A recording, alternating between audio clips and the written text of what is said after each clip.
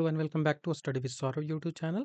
आज की इस वीडियो में हम झारखंड सीजीएल हिंदी पेपर 2 के लिए जो सिलेबस में कहानियां दी गई है उन कहानियों को कड़ी में हम आज दूसरी कहानी को देखेंगे। इसके कहानी के बारे में जानेंगे और उसके बाद इससे संबंधित जितने भी एमसीक्यूज बन सकते हैं उनको डिस्कस करेंगे। तो आई थिंक 60 के आसपास 50 प्लस 60 के आसपास जो क्वेश्चंस हैं वो जो इस वीडियो है उसमें हम देखेंगे। इस वीडियो को देखने से पहले जो सबसे ज़रूरी बात है वो इससे संबंधित जो इनके लेखक जो हुए उनसे संबंधित कुछ प्रश्न हैं जो आपसे पूछे जा सकते हैं, वो आपको जानना ज़रूरी हो जाता है। तो सारी चीज़ों को मैंने यहाँ पे हाइलाइट कर दिया है। तो उनका जन्म 1880 यही याद रखना है। इस ज़िले से थे तो वाराणसी उत्तर प्रदेश का ज़िला, लम्ही नामक गाँव थे। उनकी जो माता था उनका नाम आनंदी देवी था और उनके जो पिता थे वो अजायब रॉय थे, ठीक है? इनका जो असली नाम था वो धनपत राय श्रीवास्तव था, ठीक है? धनपत राय श्रीवास्तव। इनका जो जीवन था वो काफ़ी अ, मतलब कि कह सकते हो उनका जो पिताजी थे उन्होंने 2 शादियाँ की, जिसके कारण से सौतेली माँ का जो प्यार होता है, जो दुःख वो देती है, वो झेलना पड़ा। दूसरी बात इनके साथ हुई कि इनका कम उम्र में शादी किया गया, जिससे इनको कुछ परेशानियाँ मिली। तो अपना इनका अनुभव काफ़ी मतलब कि क्या बोल सकते हो काफ़ी कटु अनुभव रहा, जिस कारण से जो सच्चाई होती है, उनको लेकर इनका जो साहित्य में झलक उनको देखने को आपको मिलेगी इनके साहित्य में, ठीक है? और इनसे संबंधित बातें याद रख लीजिए कि ये जो थे स्कूल इंस्पेक्टर के पद से त्याग दिया था इन्होंने प्रेमचंद्र ने असहयोग आंदोलन में गांधी जी के द्वारा जो चलाया गया था। तो उसमें इन्होंने जो स्कूल का जो इंस्पेक्टर पद होता है उससे त्याग पत्र दिया था, ये पूछा जा सकता है। सरस्वती जो प्रेस थी उनको इन्होंने खरीदा था लेकिन वो चल नहीं पाया था, उतना प्रॉफिट इनको मिल नहीं पाया था। हंस और जागरण भी इन्होंने निकाला था पत्रिका, तो ये भी आपको याद रखना है। ऐसे सवाल पूछे जाते हैं, आप प्रीवियस ईयर क्वेश्चंस देखोगे तो वहां पे आपको मिल जाएंगे। 1936 में उनका निधन हुआ, ये बात आपको याद रखनी है। प्रेमचंद्र का साहित्यिक नाम मैंने आपको बता दिया है, ये धनपत रॉय था और इनको नवाब रॉय भी कहा जाता था। सप्तरोज शीर्षक से जो इनकी कहानियां हैं वो 1917 में छपी थी। कई सारे कहानियां हैं, उनको इन्होंने समाहित करके छापा था, ठीक है? एक चीज आपको याद रखना है कि ये जो अपनी जो लिखते थे ना कहानियां, वो तो उनको पहले आउटलाइन, इनका जो रूपरेखा था, आउटलाइन था, वो अंग्रेजी में तैयार करते थे। इसके बाद ही उसका अनुवाद करते थे हिंदी में या फिर उर्दू में। उर्दू से लगाव इनका बचपन से ही लगा रहा है, ठीक है? इनकी कुछ कहानियां हैं जिनको आपको याद रखना है। सबसे पहले तो जो हम पढ़ रहे हैं, ठाकुर का कुआं। दूसरा, बड़े घर की बेटी। उसके बाद सौत। उसके बाद सजनता का दंड। पंच परमेश्वर। नमक का दरोगा। एक फिर कलम का दरोगा भी होता है, ठीक है? कलम का दरोगा ये मैं आपको आगे बताऊंगा। ये उनके जो पुत्र थे उनके द्वारा लिखा गया प्रेमचंद्र का जीवन है, ठीक है? उसके बाद प्रेमचंद्र घर करके उनकी जो पत्नी है, प्रेमचंद्र की पत्नी, उनके द्वारा लिखा गया प्रेमचंद्र का वो जीवन है, ठीक है? उसके बाद उपदेश और परीक्षा। तो ये कुछ किताबें हैं जहां से प्रश्न आपको पूछे जा सकते हैं, तो इनको याद रखिएगा। प्रेमचंद की जो रचनात्मक दृष्टि है, यहाँ से सवाल काफ़ी पूछे जाते हैं। जो आपने ट्रेंड देखा होगा 28 जनवरी वाला जो पेपर हुआ है, उसमें आपने देखा होगा कि जैनेंद्र कुमार की जो लिखने की सलाह शैली है वो कैसी है, ये सवाल आपसे पूछा गया था। तो आगे के जो राइटर्स हैं उनसे भी सवाल पूछा जा सकता है कि उनके लिखने की कला कैसी है, किस प्रकार की वो कहानियाँ लिखते हैं, किस प्रकार के उपन्यासों को लिखते हैं, तो वो जानना ज़रूरी है। तो उनकी जो प्रेमचंद की जो रचनाएँ होती थी, वो तात्कालिक इतिहास बोलता था उनकी रचनाओं में। उस समय का जो इतिहास होता था, वो कहता था उनकी रचनाएँ। मतलब जो समाज में बीती थी, वो उन्हीं को लिखते थे। उनकी जो रचनाएँ होती थी, उनमें जन साधारण की भावनाएँ, परिस्थितियाँ, इन सब का मार्मिक चित्रण किया करते थे वो, ठीक है? वो अपनी जो रचना होती थी, उसमें मानव स्वभाव की जो आधारभूत चीज़ें होती हैं, उन पे वो बल देते थे, ठीक है? उन पे वो बल देते थे। आपको पता होगा, आपको जानकर हैरानी भी हो सकती है कि जो इन्होंने फ़िल्मी दुनिया में भी जाने का प्रयास किया, तो उसी के संदर्भ में इनका एक कथन है कि साहित्य में भावों की जो उच्चता, भाषा और प्रौढ़ता और स्पष्टता सुंदर की जो साधना है, वह सिनेमा से नहीं मिलती है, इस कारण से ही उन्होंने छोड़ा था। इसमें साहित्य में वो ज़्यादा मिलती है, ठीक है? कुछ इम्पोर्टेंट फैक्ट्स हैं जो इससे पूछे जाते हैं, प्रीवियस ईयर में पूछे भी हैं कि 1980 में 30 पैसे का डाक टिकट इनके नाम पे जारी किया गया था, तो ये पूछा जाता है। जो प्रेमचंद्र साहित्यिक संस्थान है, वो गोरखपुर के जो है वो वहाँ पे स्थापित किया गया है, क्योंकि इनका कर्म भूमि जो है प्रेमचंद्र का, वो गोरखपुर ही था, ठीक है? इनकी जो प्रेमचंद्र की पत्नी थी, शिवा रानी देवी, मैंने बताया, इन्होंने प्रेमचंद्र घर नाम से इनकी जीवनी को लिखा है, ठीक है? उसके बाद इनके जो बेटे थे अमृत रॉय, उन्होंने कलम का सिपाही के नाम से अपने जो पिता है उसकी जीवनी को इन्होंने लिखा है, ठीक है? तो इतनी बातें आपको इसके संदर्भ में याद रखनी है। वही चीज़ों को शॉर्ट में यहाँ पे लिखा गया है। इनका नाम मुंशी प्रेमचंद्र है, अन्य नाम नवाब रॉय, ठीक है? और जो असली नाम है वो धनपत रॉय है। जन्म 1880 में, गाँव लम्ही, लम्ही वाराणसी में है। उसके बाद मृत्यु 36 में है। इसका मृत्यु स्थान वाराणसी है। अभिभावक इनके कौन थे? तो अजायब लाल और आनंदी देवी। शिवरानी देवी इनकी पत्नी थी। श्रीपत रॉय और अमृत रॉय इनके पुत्र थे। इनका जो कर्म भूमि था वो गोरखपुर था। इनका कार्य अध्यापन किया इन्होंने, लेखक थे और उपन्यासकार थे। इनकी कुछ महत्वपूर्ण रचनाएं हैं: गबन, गोदान, बड़े घर की बेटी, नमक का दरोगा, अभी जो ठाकुर का कुआं पढ़ रहे हो। इनका विषय क्या होता था? तो सामाजिक विषयों को लेकर चलते थे। तात्कालिक इतिहास बोलता था इनकी रचनाओं में। भाषा इनकी हिंदी होती थी। इलाहाबाद विश्वविद्यालय से इन्होंने पढ़ा था। स्नातक तक इन्होंने पढ़ाई की थी। उपन्यास सम्राट की उपाधि भी इन्हें दी गई है। नागरिकता इनकी भारतीय थी। और साहित्यिक इनकी कैसी थी? तो अंतर देशमुखी यथार्थवाद पे वो चर्चा करते थे। यह सवाल आपसे पूछा जा सकता है ऑप्शन में ऐसा लिखकर। अंतर दोषन्मुख यथार्थवाद, जो यथार्थ है उसी पे वो बात करते थे। वो प्रगतिशील लेखक आंदोलन से संबंधित थे, तो यह भी सवाल पूछा जा सकता है। तो इतनी इंपॉर्टेंट बातें आपको याद रखनी है। अब बात आती है कहानी की, ठीक है? अब जो मेन फोकस है वो कहानी की है। तो कहानी मैं थोड़ा सा आपको समझा देता हूँ। ठाकुर का कुआं, ठाकुर का कुआं कहानी है। तो इसमें एक क्या होगा, मेन इसमें फोकस है कि एक गंगी नाम की लड़की है, गंगी। उसके बाद जोखू है, ठीक है? तो जोखू जो है वो पति है। जोखू जो है वो पति है किसकी? गंगी की। गंगी का पति जोखू है, इतनी याद रख लेंगे। जोखू जो है वो कई दिनों से बीमार था। और गंगी जो है वो नीच जात से बिलोंग करती है। इस कारण से उसे पानी भरने गांव से दूर जाना पड़ता है। जो सरकारी कुआं होता है नीच जातों के लिए, वहां पे जाकर ये पानी भरती थी। तो पानी भर के ये हमेशा लेके आ जाती थी पानी। और उसके बाद अचानक से हुआ कि उस दिन पानी में बदबू आई।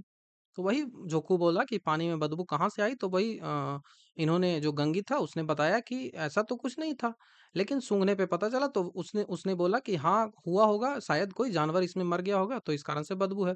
अब रात को पानी पीना था, तो इसका क्या सॉल्यूशन था? तो इसका सॉल्यूशन था कि ओनली 3 कुएं ही थे, ठीक है?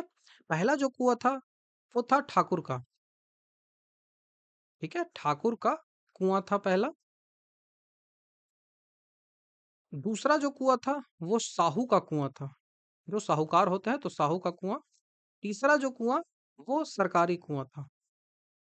तो आपसे सवाल यदि पूछी जाए कि इस जो रचना है इसमें कितने प्रकार के कुओं की चर्चा की गई है, तो 3 प्रकार के कुएं हैं। आपको 2 भी ऑप्शन मिलता है तो वो भी आप टिक कर सकते हो, क्योंकि सरकारी कुआं को नहीं जोड़ा जाता है इसमें सामान्यतः, लेकिन इसको भी आपको जोड़ना पड़ेगा, ठीक है? तो इसके पास ऑप्शन बचता है कहाँ जाए? तो साहूकार के पास ना जाकर ये निर्णय लेती है कि हम ठाकुर के कुएं से आपके लिए पानी लेकर आएंगे। तो और ये पानी लेने चली जाती है, ठीक है?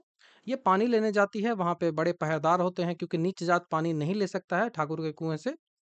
तो वो पानी लेने जाती है 9 बजे रात में। यह भी सवाल पूछा गया है प्रीवियस ईयर में। तो 9 बजे रात में जाती है, ठीक है? पानी लेने जाती है, छिपती है। होता क्या है कि ठाकुर के जो पानी लेने वो पहुंचती है, वो पानी के लिए घड़ा जो है वो कुएं में डालती भी बाल्टी है, वहां से पानी भी निकाल लेती है।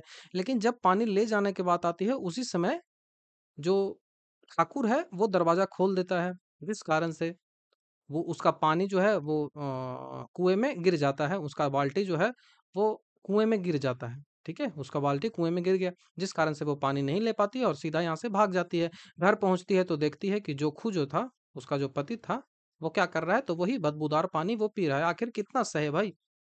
तो यही पूरी कहानी है। अब इसमें इम्पोर्टेंट बात यह है, किस किरदार ने किस किरदार ने क्या कथन बोले, ठीक है? किस किरदार ने क्या कथन कहा, यहाँ से प्रश्न पूछे जाते हैं। तो चलिए अब सबको हम देख लेते हैं। तो पहले प्रश्न से हम अपना जो वीडियो है उसकी शुरुआत कर लेते हैं।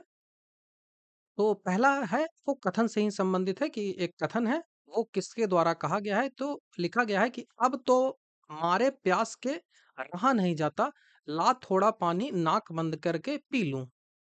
यह जो कथन है वो किसका है? तो मैंने बताया कि जोखू बीमार था, जोखू को पानी पीना था, लेकिन पानी में बदबू आ रही थी, लेकिन पानी का कोई ऑप्शन था नहीं, तो वही जोखू जो है वो गंगी अपनी पत्नी को बोलता है कि ला यही पानी पी लेता हूँ, अब प्यास के मारे रहा नहीं जाता। तो ऑप्शन नंबर ए हमारा यहाँ से आंसर बन जाएगा। इजिली सॉल्व कर लोगे, उतना भी टफ नहीं है। दूसरा देखिए कथन है कि हाथ पाँव तुड़वाएगी और कुछ ना होगा, बैठ चुपके से, ब्रह्म देवता आशीर्वाद देंगे, ठाकुर लाठी मारेगा, साहू जी एक के पांच लेंगे। यह जो कथन है वो किसका है? तो मैंने बताया कि दो कुएं ऑप्शन बचते हैं। जो गंगी है उसके पास दो ऑप्शन बचता था। एक ऑप्शन बचता था कि वो ठाकुर के कुएं से पानी ले ले या फिर साहू के कुएं से पानी ले ले। तो ठाकुर के कुएं से पानी लेगी तो ठाकुर क्या करेगा? ठाकुर लाठी मारेगा। वही उसका पति जोखू है वो बोल रहा है कि ठाकुर के कुएं से लोगे तो लाठी मारेगा। अभी आपको जो मगहू महगू महगू शायद नाम है। मगहू नाम का एक व्यक्ति था, वो पानी लेता था, वहां से लेने चला गया था, तो इसको पीट पीट के हालत खराब कर दिया था ठाकुर ने। तो यह भी उदाहरण है, वो कहानी में आपको देखने को मिलेगा। साहू क्या करेगा? तो साहूकार है तो 1 रुपए का 5 रुपए लेगा, बाद में ऐसा कर देगा। तो इस प्रकार के ये कथन है। तो ये किसका है? तो ये जोखू का है। तो आसानी से आप सॉल्व कर सकते हो। ऑप्शन नंबर ए हमारा यहाँ से आंसर हो जाएगा। नेक्स्ट कथन है कि गरीबों का दर्द कौन समझता है? ये क्वेश्चन है वो 28 तारीख को 28 जनवरी का जो सीजीएल का पेपर हुआ था उसमें पूछा गया था। ठीक है, तो गरीबों का दर्द कौन समझता है? हम तो मर भी जाते हैं तो कोई द्वार पर झांकने नहीं आता, कंधा देना तो बड़ी बात है। यह जो कथन है वो किसका है? तो यह कथन जोखू का ही है। जोखू ही बोलता है कि गरीबों का दर्द आखिर इस दुनिया में समझता कौन है? हम मर भी जाते हैं तो कोई हमारे जो घर है उस पे नहीं आता, कंधा देने तो बड़ी दूर की बात हो गई। अब हमसे पूछा जा रहा है कि गंगी जो है, जोखू का जो पत्नी है, उसका चरित्र कैसा था? तो वो साहसी थी। तभी तो वो रात में 9 बजे भी ठाकुर के कुएं से पानी भरने चली जाती है। उसमें त्याग की भी भावना थी। ठीक है? उसमें त्याग की भी भावना थी। वो विद्रोही भावना भी थी। उनके उसके अंतर्द्वंद में जब वो पानी भरने जाती है तो कई सारी भावनाएँ उसके अंतर्द्वंद में आती रहती हैं। उनको कथनों के सहारे हम देखेंगे। ठीक है? तो वो विद्रोही भावना की भी थी। तो ऑप्शन नंबर डी यहाँ से आंसर बनेगा। सारे के सारे जो स्टेटमेंट है वो सही है। 5वां नंबर, एक स्टेटमेंट वाइज़ मैंने लिख दिया है कि 3 कुएँ की चर्चा की गई है। पहला जो है वो ठाकुर का कुआँ, दूसरा जो है वो साहू का कुआँ और एक जो कुआँ था गाँव से दूर जिसको सरकारी कुआँ बोल सकते हो, जहाँ से बदबूदार पानी बदबूदार बदबूदार पानी जो है वो लेके आया था। ठीक है? ठाकुर का कुआँ कहानी में जोखू को किस चीज से बदबू आई थी? तो वो पानी से आई थी। ऑब्वियस है, आसानी से कर लोगे आप। ठाकुर का कुआँ कहानी में प्रेमचंद्र ने किस समस्या को मुख्य रूप से दर्शाया है? तो घरेलू समस्या है, दलितों की समस्या है या फिर जातिगत समस्या है? तो ये दोनों समस्या है। तो बी और सी आंसर होगा। तो डी नंबर का आंसर यहाँ से सही हो जाएगा। गंगी पानी भरने कब जाती है? जब बदबूदार पानी होता है तो पानी भरने कब जाती है? तो मैंने बताया 9 बजे जाती है। तो ऑप्शन नंबर बी यहाँ से आंसर हो जाएगा। गंगी रोज शाम को किस काम के लिए जाती है? वो हमेशा शाम को ही सरकारी जो कुआँ था वहां से पानी भर लाती है, क्योंकि वो गांव से दूर था। ठीक है, तो वो शाम को पानी भरने के लिए हमेशा जाती है। तो ऑप्शन नंबर बी यहाँ से आंसर बन जाएगा। 10वां नंबर का सवाल है कि जिस समय गंगी ठाकुर के कुएं से पानी लेने पहुंचती है, अब क्या बात हो रही थी? यह भी सवाल आपसे स्टेटमेंट में पूछा जा सकता है। तो वहां पे बात हो रही थी कि जो कानूनी है वो बहादुरी की बात नहीं है, आप कितने होशियार थे उससे निर्भर करता है। ठाकुर ने क्या किया? ठाकुर ने थानेदारों को मुकदमे में रिश्वत खिला दी और बच गए मुकदमे से।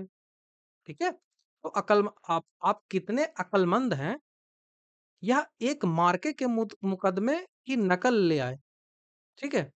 नारिज और मोहम्मद मिन सभी कहते थे नकल नहीं मिल सकती, कोई 50 माँगे, कोई 100, ठीक है? यहाँ बेपैसे कौड़ी नकल उड़ा दी, काम करना काम करने का ढंग चाहिए।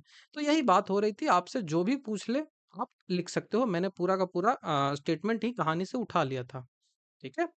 नेक्स्ट सवाल आपसे पूछा रहा है कि ठाकुर का कुआँ के संबंध में सत्य कथन पे आप चर्चा करिए कि कौन-सा सत्य है। इस कहानी के पात्र जो है, वो वर्ग का प्रतिनिधित्व करते हैं, तो हाँ, नीच जात है, उसका प्रतिनिधित्व करते हैं, तो यह सही है। इस कहानी में ग्रामीण परिवेश की को दर्शाया गया है, तो जी, ग्रामीण परिवेश को तो दर्शाया गया है। यह कहानी दलित जीवन को आधार बनाकर लिखा गया है, तो हाँ, दलित को कौन-कौन सी समस्याओं का झेलना पड़ता था, उनसे लिखा गया है, तो ऑप्शन नंबर डी यहाँ से आंसर हो जाएगा। छल कपट है और ये ऊंचे लोग अपने जाल फरेब से काम चलाते हैं, ठीक है? ये कौन है? तो ये गाँव का ठाकुर ही तो है। ऑप्शन नंबर सी हमारा यहाँ से आंसर बन जाएगा। जोखू बीमारी से ग्रसित था, तो कई दिनों से वो बीमार था। यही आपसे स्टेटमेंट पूछा जा सकता है।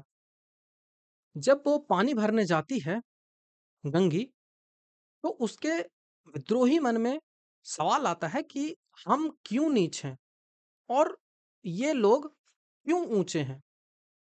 ये उनके विद्रोही मन में सवाल आता है, क्या हम नीच परिवार में पैदा हुए, इससे हम नीच हो गए? तो ये उसके विद्रोही मन में उठ रहा था, तो यही हिसाब से सवाल पूछा रहा है कि हम क्यों नीच हैं और ये क्यों ऊंच हैं? यह किसने कहा था? तो ये गंगी ने अपने अंतर्द्वंद में अपना जो मन था उसमें सोच रहा था। गंगी के कुछ कथन हैं जो आपसे पूछे जा सकते हैं। पहला तो मैंने दिखा दिया। दूसरा है गंगी के कथन में कि पंडित के घर तो बारहों मास जुआ होते रहता है, आखिर वो किस नाम पे ऊंचे हैं? पंडित के घर तो बारहों मास जुआ होते रहता है। ठाकुर ने तो उस दिन बेचारे गड़रिये की भेड़ चुरा ली थी और बाद में मारकर खा लिया था, तो आखिर वो किस बात से ऊंचे हैं? हमसे तो ऊंचे हैं, लेकिन किस बात से? उनके लक्षण तो ठीक नहीं दिख रहे ऊंचे वाले। अगला स्टेटमेंट सोचता है कि यही साहू तो घी में तेल मिलाकर बेचता है, काम करा लेता है, मजदूरी नहीं देता है, मजदूरी मांगो तो मारता है, तो आखिर ये किस नाम पे ऊंचे हैं? यह जो प्रश्न है वो गंगी के अंतर्द्वंद में गूंजते रहता है। कभी गांव में मैं आ जाती हूँ तो रस भरी आंखों से देखने लगता है। यह भी वो कहती है कि कभी मैं गांव में आ जाती हूँ तो मुझे रस भरी आंखों से देखने लगता है, मतलब कि गलत नजरों से देखने लगता है, जैसे छपकी छाती पे सांप लौटने लगा हो कि आखिर वो इतनी सुंदर कैसे है। परंतु घमंड तो देखो कि हम ऊंचे हैं। यह भी कथन गंगी का ही है। कब इन लोगों को दया आती है किसी पर, बेचारा मगहू इतना मारा कि महीनों तक लहू थूकता रहा। यह भी कथन गंगी का ही है। क्यों मारा था? तो वो पानी पीने के लिए ही मारा था। ऐसा कोई क्लियर भी जो है वो कहानी में नहीं किया गया है, लेकिन पानी पीने के लिए ही मारा होगा, ठीक है? 16वां नंबर का क्वेश्चन है कि गंगी ने बदबूदार पानी क्यों नहीं पीने दिया? क्योंकि पानी में जानवर गिरा हुआ था, तो आप पहले से ही बीमार है, तो फिर और बीमार हो सकते हैं इस कारण से, ठीक है?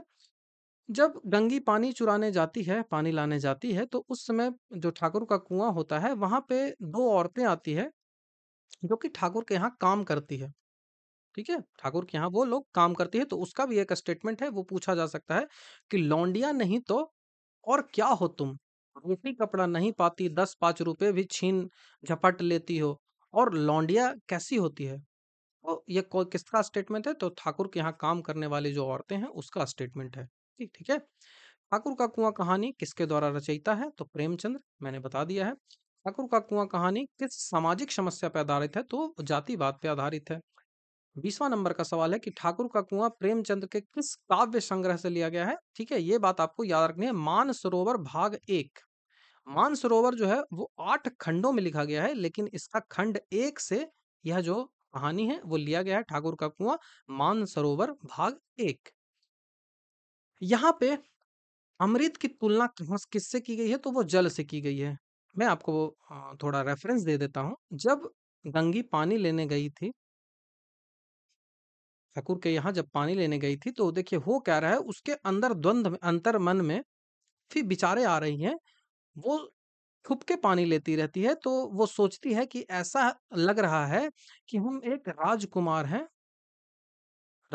हैं जो अमृत की अमृत लेने के लिए छुपा बैठा है। ठीक है? तो यहाँ जल की तुलना अमृत से की गई है। प्रेमचंद्र की पहली कहानी है सोजे वतन। प्रेमचंद्र का अंतिम उपन्यास है मंगलसूत्र। ठाकुर का कुआं का प्रकाशन वर्ष 1930 है। ये आपको याद रखना है, काफी इंपॉर्टेंट है। जैसे मैंने इससे पहले आपको मधुआ बताया था, तो मधुआ का 1931 हो जाएगा। उसके बाद ठाकुर का कुआं जो है उसका 1932 हो जाएगा। उसके बाद अगला जो कहानी आपका है वो नीलम देश की राजकन्या है। उसका प्रकाशन वर्ष 1933 हो जाएगा। तो कितना आसान हो जाता है चीजों को याद करना, जब आप थोड़ा सा ध्यान दे देते हो कि कैसे करना है। ठीक है? जोखू की पत्नी का नाम क्या था? तो बार बार मैं बता रहा हूँ, गंगी था। ठाकुर का कुआं पाठ में मिट्टी की धुंधली रोशनी किस पे आ रही थी? ठीक है? तो ठाकुर का कुआं है तो कुएं का देखभाल तो करना चाहिए, तो उस पे रोशनी आती थी तो कुएं पे ही आती थी, तो ऑप्शन नंबर जो कुआं है वो सही हो जाएगा। ठाकुर का कुआं पाठ के आधार पर बताइए कि किसका विद्रोही मन रिवाजी पाबंदियों और मजबूरियों पर चोट कर रहा था? तो गंगी का मैंने बताया, जब पानी भरने आई तो उसके अंतर्द्वंद में कई सारे जो प्रश्न है वो उठ रहे थे। नेक्स्ट सवाल आपसे पूछा जा रहा है कि ठाकुर का कहानी के द्वारा लेख क्या उजागर करना चाहते हैं? तो वो गांव में व्याप्त जो ऊंच नीच है, अमीरी गरीबी है, इसके बारे में समाज को बताना चाहते हैं। एक सवाल यह भी पूछा जा सकता है, लेखक का कहना है कि पानी बदबूदार था, तो गंगी और जोखू को यह भी नहीं पता था कि पानी को उबाल देने से उसकी जो खराबी है वो चली जाती है, पानी शुद्ध हो जाता है। ठीक है? तो ये गंगी और जोखू को नहीं पता था कि पानी उबालने से पानी की खराबी खत्म हो जाती है। ठाकुर का कुआं कहानी में मुख्य पात्र कौन है? तो मुख्य पात्र गंगी ही है। ठीक है? मुख्य पात्र गंगी ही है। ठाकुर का कुआं कहानी में जाति प्रथा से त्रस्त समाज का प्रतिबिंब करती है, तो वो गंगी करती है। ठीक है? गंगी ही करती है। कहानी में प्रेमचंद्र द्वारा क्या दर्शाया गया है? तो दलित का जीवन की जो व्यथा है उसके बारे में बताई गई है। गंगी ने पहा का पानी कहाँ से लाने की सोची थी? तो वो ठाकुर के कुएं से लाने की सोची थी, साहू के कुएं से नहीं। ठीक है? गंगी ने ठाकुर के कुएं से पानी क्यों नहीं भरा? क्योंकि वो डर गया था। ठीक है? जब ठाकुर आया तो वो डर गई थी, जिस कारण से वो पानी नहीं भर पाई।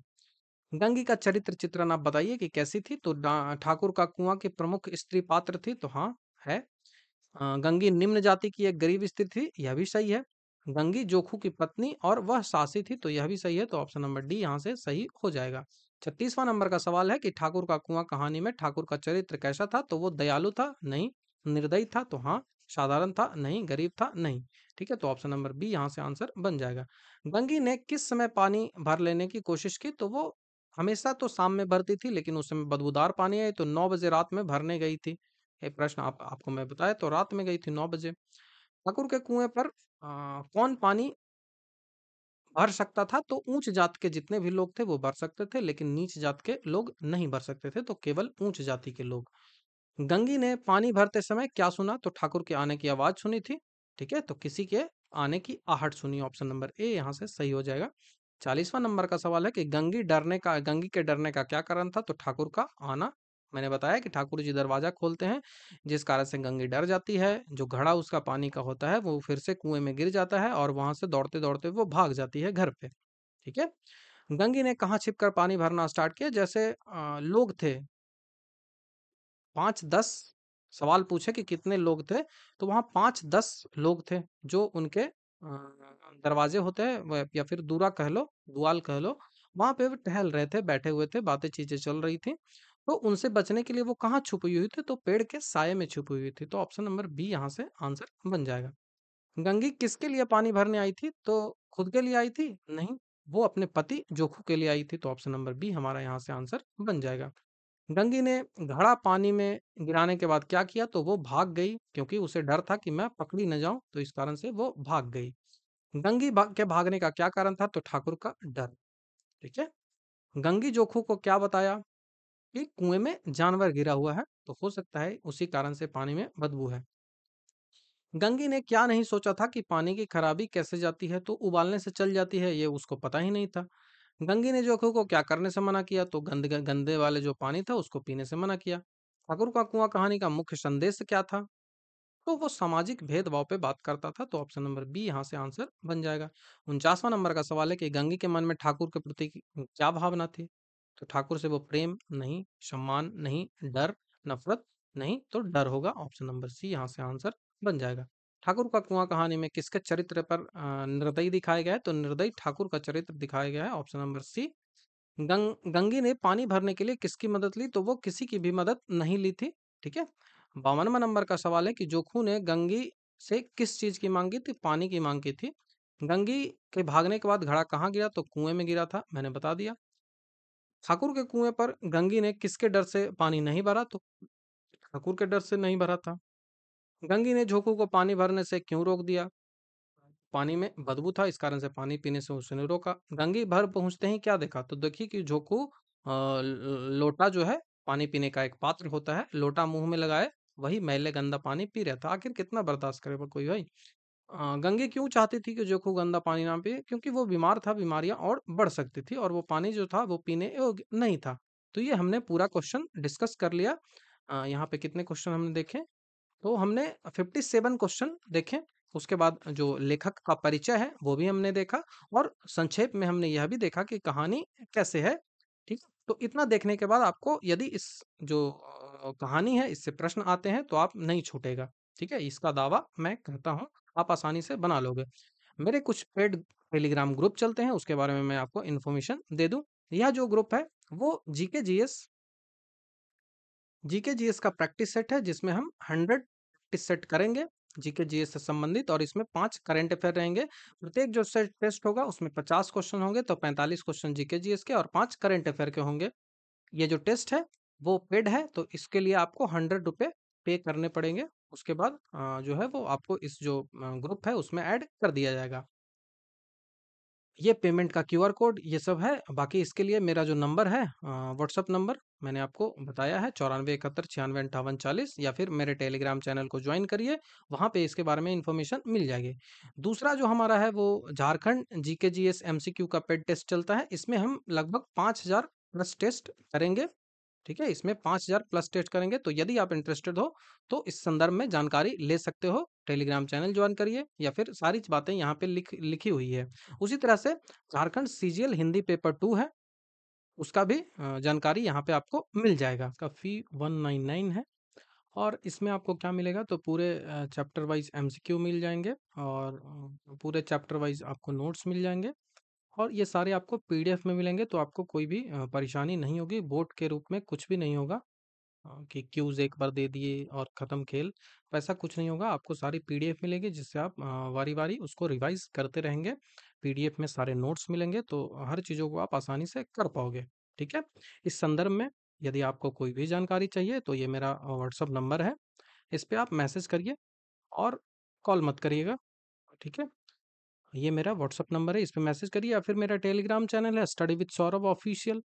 ठीक है, स्टडी विद सौरभ ऑफिशियल करके मेरा चैनल है, इसको सर्च कर लो, या फिर आप लिंक जो है इसका मैं वीडियो के डिस्क्रिप्शन में दे दूंगा, वहां से भी आप इसको जाकर ज्वाइन कर लेना।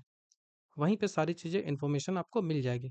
ठीक है, तो आशा करता हूँ आपको ये वीडियो काफ़ी समझ में सारी चीज़ें आई होंगी और अच्छा भी लगा होगा। तो एक रिक्वेस्ट है, यदि आपको वीडियोज अच्छे लगते हैं तो आप चैनल को सब्सक्राइब कर लीजिएगा, और वीडियो को शेयर कर दीजिए, जिससे जो नीडी लोग हैं उन तक ये वीडियो पहुंच पाए। तो थैंक यू। नेक्स्ट वीडियो में आपसे जल्द ही मिलता हूँ।